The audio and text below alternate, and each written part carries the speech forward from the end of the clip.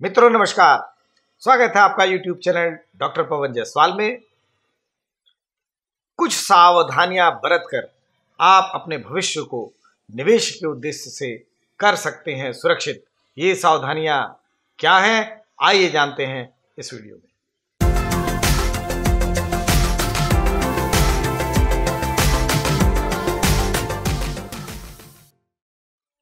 मित्रों, जो बदलती जीवन शैली है और एक नए मध्यम वर्ग का सृजन हुआ है, जिसमें प्रत्येक परिवार में बेटे बेटियां माता पिता सभी कुछ न कुछ आर्थिक क्रियाकलाप करके आय कर रहे हैं। ऐसे में आय के स्रोत बढ़े हैं, लाइफ स्टाइल में परिवर्तन हुआ है।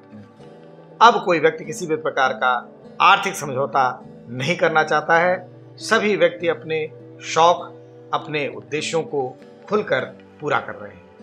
अब प्रश्न ये आता है कि जब हर व्यक्ति अपने कौशल के माध्यम से, वेतन के माध्यम से, बिजनेस प्रोफेशन के माध्यम से आय अर्जित कर रहा है, तो ऐसे में वो अगर कुछ सावधानियां बरत ले तो ऐसे में उसका भविष्य आर्थिक रूप से सक्षम और सुरक्षित रहेगा। एक फाइनेंशियल एडवाइजर की कैपेसिटी से मैं आज आपको कुछ टिप्स देना चाहता हूं इस वीडियो के माध्यम से।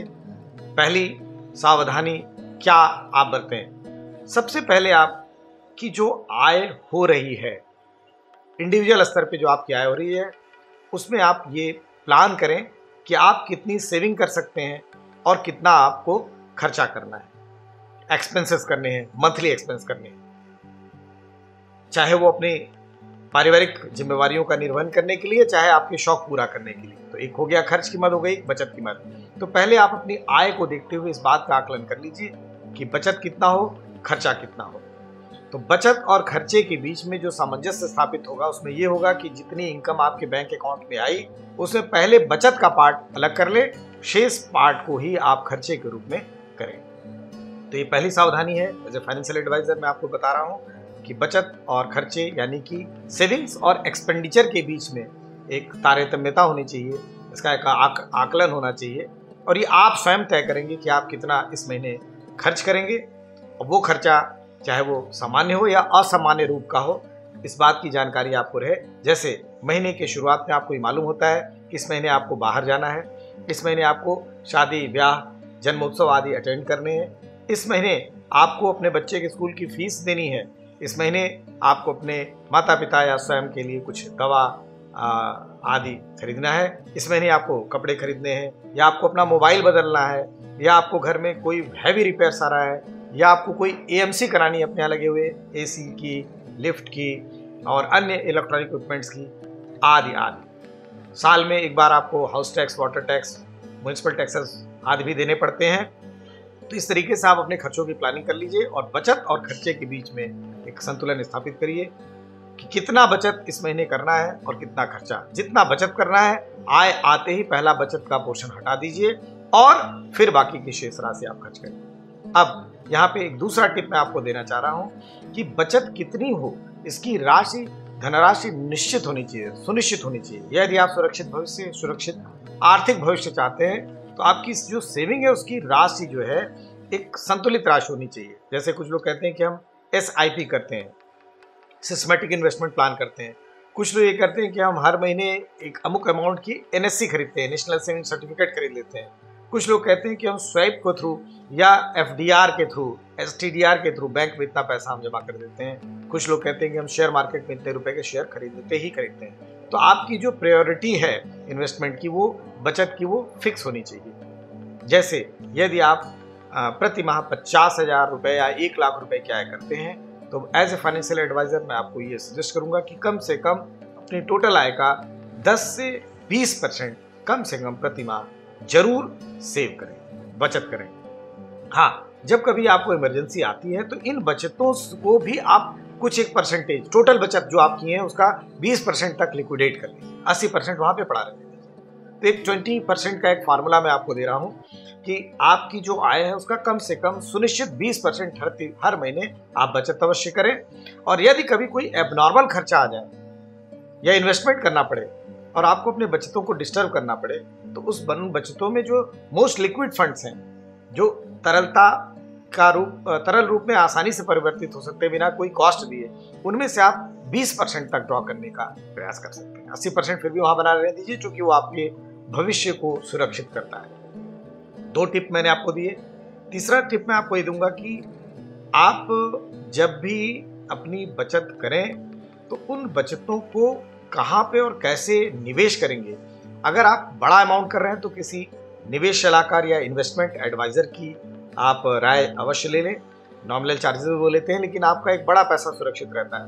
फाइनेंशियल एडवाइजर से भी एडवाइस ले सकते हैं। आप चाहें तो अपने चार्टर्ड अकाउंटेंट, अपने कॉस्ट अकाउंटेंट, अपने कंपनी सेक्रेटरी, अपने एडवोकेट से भी राय ले सकते हैं। वो आपको अप्रोप्रिएट राय देगा।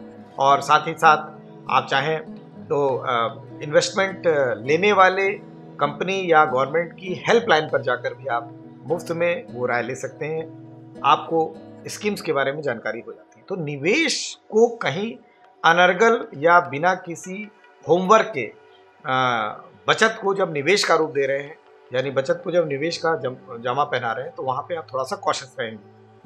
यानी कि आप जब बचत करें तो इतना प्रयास जरूर करें कि आपकी बचत बनी रहे और जो देश में जो इन्फ्लेशन रेट है उसके समानुपातिक आपका इन्वेस्टमेंट या बचत जो है इन्वेस्टमेंट के रूप में बढ़ती रहे।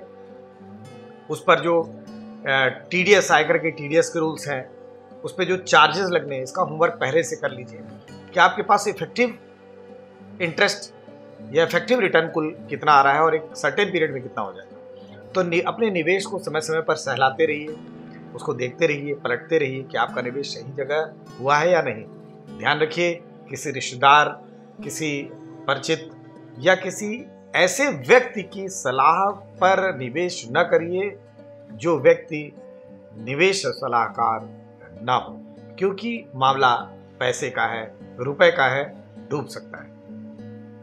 कालांतर में देखा गया है कि तमाम लोगों के पैसे बड़ी बड़ी कंपनियां पॉन्जी स्कीम्स के थ्रू लेकर चली गई, हाथ मलते रह गए।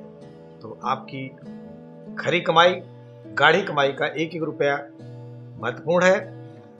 इसे बचत के रूप में आप सही जगह निवेश अवश्य करें। अब एक टिप मैं आपको और देता हूं कि जब आप निवेश करें तो 3 बातों का ध्यान अवश्य रखें: security, safety, security, liquidity and return. तो जब आप निवेश करें तो ये 3 पहलू एज ए लेमैन अपने दिमाग में रखें कि जहां पे आप निवेश कर रहे हैं वो सेफ और सिक्योर जगह होनी चाहिए। गवर्नमेंट क्या कहती है उसके बारे में, पब्लिक क्या कहती है, और जो ऑलरेडी जो लोग निवेश कर चुके हैं और एक पीरियड उस निवेश के साथ गुजार चुके हैं, एक लंबी अवधि गुजार चुके हैं, उनका क्या एक्सपीरियंस क्या कहता है, इसका अध्ययन जरूर करें कि आपका निवेश सुरक्षित हो। ऐसा ना हो कि वो पैसा डूब जाए, मूलधन ही डूब जाए। दूसरा, लिक्विडिटी। आप जब निवेश करें तो ये भी देखें कि उसमें लिक्विडिटी फैक्टर कितना है। अब अगर आप 5 साल के लिए, 3 साल के लिए किसी दीर्घ अवधि में आपने पैसा जमा कर दिया और बीच में क्विट करने की कोई व्यवस्था नहीं है, तो ऐसे में जब कभी भी आपको जरूरत पड़ेगी रुपए की तो आपको दिक्कत आएगी। तो आप देख लीजिए कि जहां आप निवेश करने जा रहे हैं, क्या उस निवेश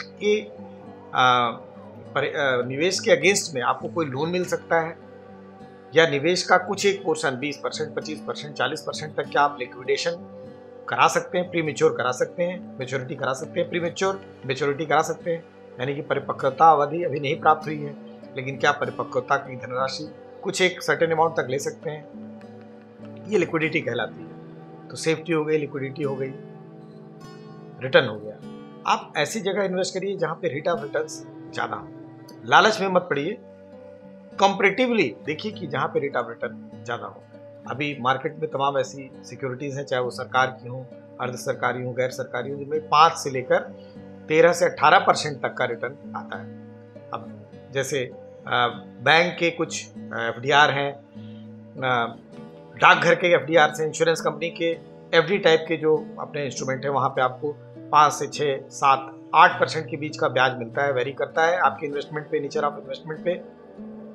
साथ ही अगर आप SIP के माध्यम से, म्यूचुअल फंड वगैरह के माध्यम से आप अगर रुपया बाजार में निवेश करते हैं तो ये रिटर्न लॉन्ग टर्म में, बहुत लंबी अवधि में, जिनको कि 5 से लेकर 20 वर्ष की अवधि कहा जाता है, वहाँ पे आपको ये यील्ड देते हैं, जो आपको उपज देते हैं, जो आपको रिटर्न देते हैं, ये लगभग 6% से लेकर 24% तक हो सकता है। तो अपने इन्वेस्टमेंट को आप अलग अलग जगह करके बांट कर आप इन्वेस्ट करें। और जो लास्ट जो फार्मूला है मैं आपको बताना चाहता हूँ, उसको बोलते हैं do not keep all eggs in one basket. Do not keep all eggs in one basket. सारे अंडों को एक टोकरी में न रखिए, अलग अलग जगह अपने धनराशि को इन्वेस्ट करिए, ताकि अगर एक जगह से नुकसान हो तो दूसरे जगह का फायदा आपके उस नुकसान को कॉम्पनसेट कर दे। ध्यान रखिए साथियों, निवेश आपकी गाढ़ी कमाई का पैसा है, जो बचत के रूप में आपने निवेश किया है।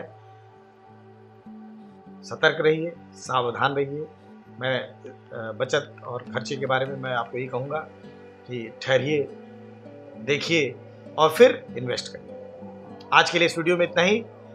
मिलते रहेंगे नई जानकारी लेकर फाइनेंशियल टैक्सेशन मैटर्स पे YouTube channel doctor Pawan Jaiswal. धन्यवाद, नमस्कार।